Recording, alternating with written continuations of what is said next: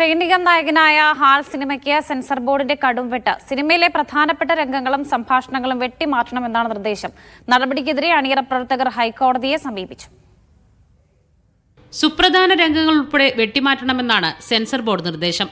ചിത്രത്തിലെ ബീഫ് ബിരിയാണി കഴിക്കുന്ന രംഗം ഒഴിവാക്കണമെന്നതാണ് നിർദ്ദേശങ്ങളിലൊന്ന്.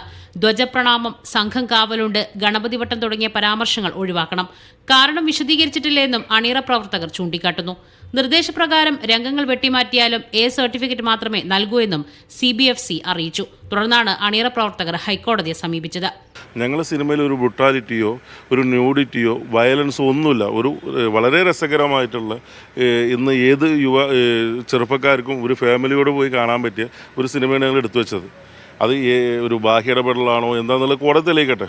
ഞങ്ങൾ ഷൂട്ട് ചെയ്ത സ്ഥലത്ത് ബീഫ് ബിരിയാണി കിട്ടാനില്ല, അതുകൊണ്ട് മട്ടൻ ബിരിയാണിയാണ് ഷൂട്ട് ചെയ്തിട്ടുള്ളത്.